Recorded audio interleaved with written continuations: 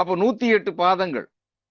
அப்போ 108 பாதங்கள்ல நீங்க நல்லா கவனிச்சு பார்த்தீங்கன்னா, நவாம்சத்துல அஸ்வினி 1ஆம் பாதம் நெருப்பு ராசியிலையும், அஸ்வினி 2ஆம் பாதம் நில ராசியிலும், அஸ்வினி 3ஆம் பாதம் காற்று ராசியிலும், அஸ்வினி 4ஆம் பாதம் நீர் ராசியிலையும் விழுகும். இது ஜோதிடம் அறிந்தவர்களுக்கு தெரியும்.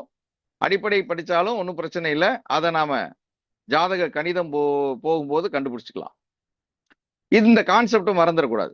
அப்ப எந்த ஒரு நட்சத்திரமாக இருந்தாலும் இந்த 4 பூதங்களில் என்றாவது ஒண்ணு உட்கார்ந்துருக்கும். சரியா? 4, அதாவது முதல் பாதம் அனைத்துமே நெருப்பு, 2வது பாதம் அனைத்தும் நிலம், 3வது பாதம் அனைத்தும் காற்று, 4வது பாதம் அனைத்தும் நீர். இந்த தத்துவத்தோடு அந்த நட்சத்திர பாதத்தை இணைக்கிறோம். அப்பா, ஒரு பெரிய கான்செப்டை இப்ப முடிச்சு வச்சிருக்கிறோம். நட்சத்திரங்களை எப்படி பஞ்சபூதங்களோடு இணைப்பது? நட்சத்திரங்களை இணைக்கலாம். நட்சத்திரத்துக்கு கொடுத்துருக்கிறாங்க. ஒவ்வொரு நட்சத்திரமும் இன்ன பஞ்சபூத தன்மை கொண்டது. ஆனா நாம எடுத்துக்கொண்டது நட்சத்திர பாதங்கள். பாதங்களை எப்படி நாம பிரிக்கிறது? அப்ப ஏற்கனவே அதற்கான வழிமுறைகள் நவாம்ச சக்கரத்துல கொடுத்துருக்குறாங்க. அவன் நவாம்ச சக்கரத்திற்கு கொடுத்தது போல அந்த பாதங்களை நாம் பிரித்து கொள்ளலாம். அப்ப நெருப்பு, நிலம், காற்று, நீர், நெருப்பு, நிலம், காற்று, நீர்னு எடுத்துக்கலாம். அப்ப 4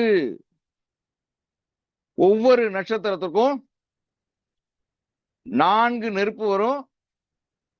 4, அதாவது 27 நெருப்பு வரும், 27 நிலம் வரும், 27 காற்று வரும், 27 நீர் வரும்.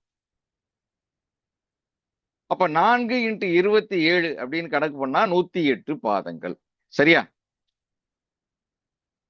இப்ப நாம நோய்க்கான காரணத்தை நாம் அவர்களுடைய நட்சத்திர பாதத்திலிருந்து எடுக்கணும். உங்களுக்கு செய்முறை விளக்கம் அடுத்த வகுப்புல நான் கொண்டாந்து சேர்க்கிறேன். இந்த நோய்க்கான காரணிகளை வர்மத்திலிருந்து எடுக்கணும்.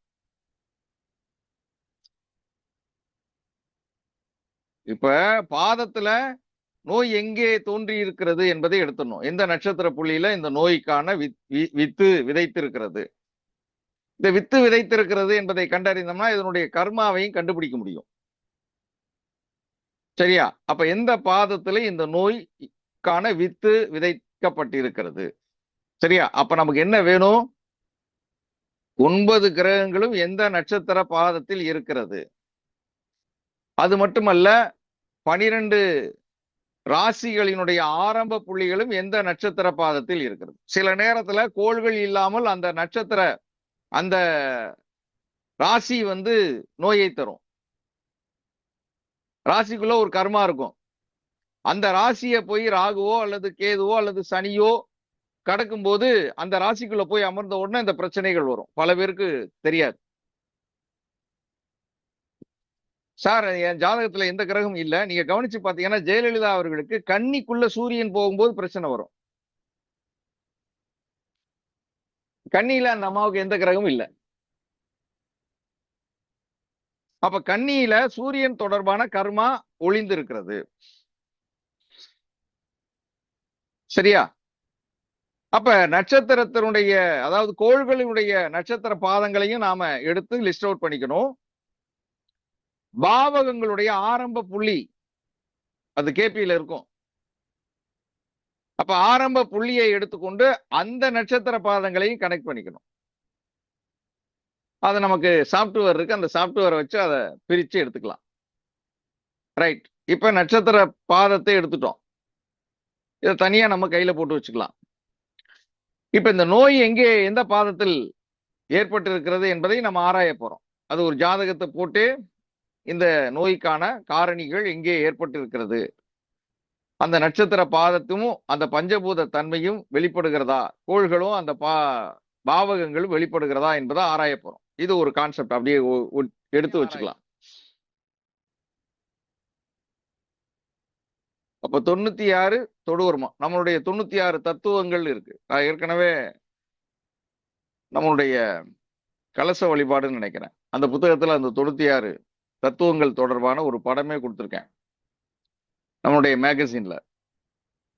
அதை எடுத்துக்கோங்க. கலச வழிபாடா பித்ரு வழிபாடான்னு தெரியல, ஏதோ ஒரு புத்தகத்துல கொடுத்துருக்கேன். அது வேணும்னா எடுத்து டிஸ்ப்ளே பண்ணுங்க நம்ம குழுல. அப்ப 96 தொடுவர்மம்.